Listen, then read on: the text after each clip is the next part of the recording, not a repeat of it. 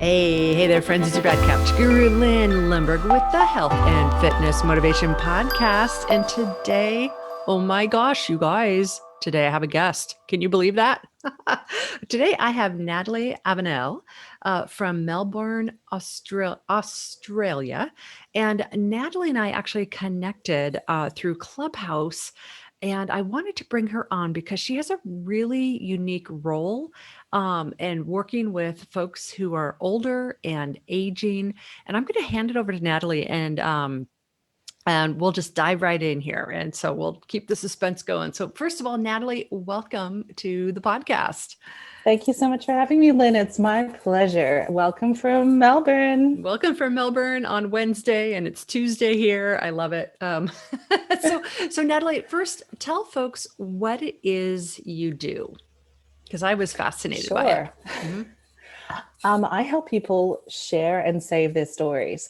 So I think every person is a story. Not every person has a story. That's my personal philosophy. Mm-hmm. But so many people, maybe they don't have the confidence, they don't have the time, they don't have the energy to share it. And so I actually take away all the things that might stop you from sharing it, because I will sit with people and I let them talk and I will record your conversations, and then I'll go away and do all the hard work of all the writing. I'll be the one looking at that blank page, and you do not have to worry about all those things, what to include, what not to include. That's what my team and I do. We actually go through a series of questions to make sure we get the earliest memories to the current memories and even what you're looking for into the future. And so we take away all the reasons why you might not do that, so that you can share who you are and share it with your family or share it with the world if you want to. Mm-hmm. And so my folks are probably saying, okay, that's great. What in the world does this have to do with health and fitness? I know. Yeah. So Natalie, part of your audience, or maybe as I understand, a big part is aging or elderly. Is that correct? Absolutely. So it's a space where I think people find it much harder to do the work of writing and saving their memories when they hit a certain age, where looking at the screen is difficult, dealing with technology is difficult. So it might be just before they're entering into an aged care facility, or I work with many clients in aged care and even in palliative care. So I deal with a lot of people towards that end of life. Yeah. So And I see what it looks like. well, and that's what interested me, because I know with Couch to Active, the mothership of this health and fitness motivation podcast, is we talk a lot about living a life you love, and how this whole health and fitness thing is really to live a life you love. And so that when you get to the end of it, you don't have the regrets, you don't have and so I would just love to hear any thoughts or stories you've heard from folks at end of life that might inspire people on this side of the fence. Oh, absolutely. For myself, we have a family member who has dementia, and anyone who has seen that knows how debilitating that is. And that sparked me to look into different attitudes towards health and fitness as you go along, because there are a lot of things you can do now to make sure that your brain is as healthy as it can be going forwards, that your body is as healthy as it can be. Mm-hmm. And that's something that I've seen in my clients. So there are some clients who are unfortunately on the couch, and the quality of their life is diminished because of that, because they haven't taken the time to have a strong body as they're going and to have a strong mind as they're going. So there are two major things that I think as younger people, we do look at the future and think, what is it going to look like for us? Mm-hmm. So one of my current clients, she's 103 years old. Oh, wow. So she's had a fabulous long innings. I wish that was me. I hope it's me. And she's still living at home. She has her daughter who lives with her, and they have some support, but she has always been active. She remains active. She was playing tennis in her 70s. She's been involved in her bowls club, and a major part of her life has always been connecting with the community. Oh, wow. So, she's quite inspiring. Her major phrase when you talk to her will always be, "Don't wait, just do it." Oh, and, sounds like Nike. I know, but I think she predated Nike, I promise you. So yeah, you can tell, you really can. Yeah. And have you found a correlation between um, disposition and how happy someone is compared to how mobile they are in later years, or not Um, necessarily? Not necessarily. It depends on who you are. So I think your ability to be happy is not reliant on your body. You can be happy even if your body is failing you. Mhm. But if you have not been taking care of your body, I think it's much harder to deal with, because there are those clients I've seen and they have a sense of, I could be doing something else, and I wish that I had have been doing something else. And there obviously we've all got those moments of reflection as we get older, and we think, oh, if only I had have done this. That's normal.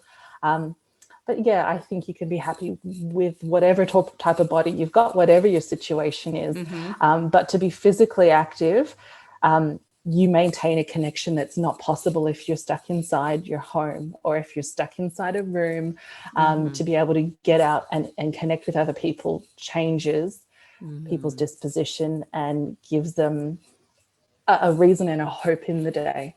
Gotcha. Well, I got to tell you, my goal, and I'm really open about it on the podcast, is I want to go to the bathroom and be able to wipe my own butt when I'm 90 years old. Let me tell you, that is like, for some reason, I'm just stuck on that. Like, I just think that's going to be a big part of my happiness if I'm 90 years old. Absolutely. Bring it on, sister. I know. Exactly. So you said you did a little bit of learning through all this about just brain health and aging, and you thought you had a couple tips for us. Absolutely. I owe a lot to Ryan Glatt. He's from the Pacific Brain Health Institute. I'm not sure if anyone's aware of his work, but he's a neuroscientist and an exercise person. So he combines brain health and the body. So that's Cool. really important for me. And as a woman, the statistics are even more important, and learning about what you can do is more important, because 2/3 of people who have dementia are women.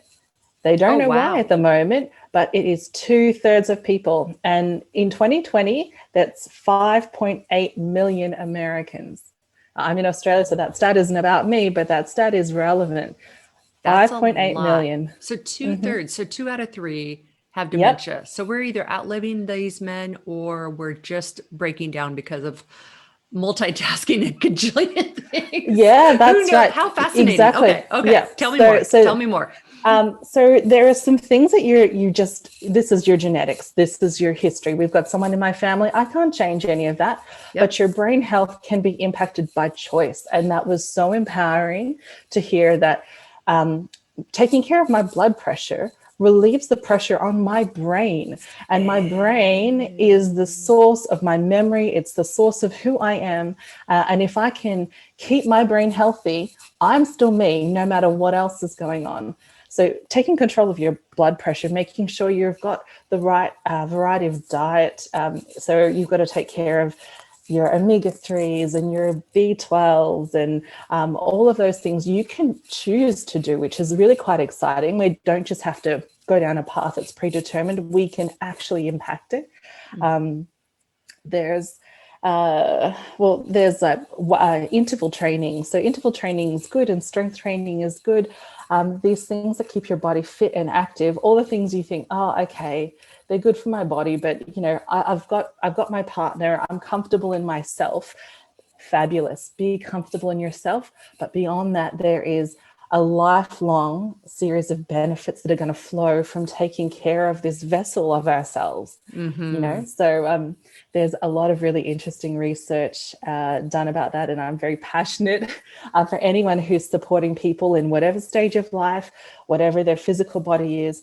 You can still make really good choices to have a fabulous later life. Oh, I love that. And you know what, Natalie, I got to tell you, it's actually really encouraging to hear that your health and mobility doesn't necessarily dictate whether you're happy or miserable when you're older. Mm-hmm. And of course, like it's no brainer. We know, anybody knows if you've got your mobility, everything's way easier. We know that, right? But to know that for friends who have chronic illnesses and mobility limitations, and to know that they aren't necessarily doomed to be Yeah, miserable, like absolutely. it's a great message of hope. So, Mm. before we go, any funny little like, oh my gosh, what the heck stories you've heard? I know I'm Oh, popping this question absolutely. on you.